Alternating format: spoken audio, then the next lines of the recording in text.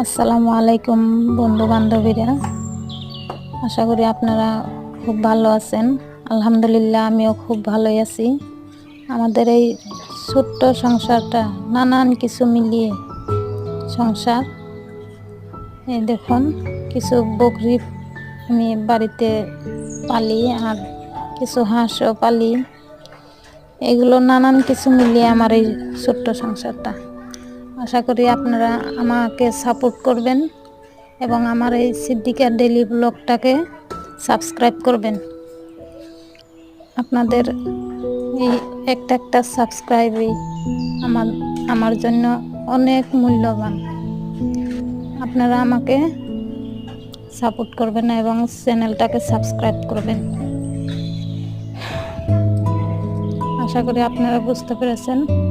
আর এগুলো লাইক করবেন।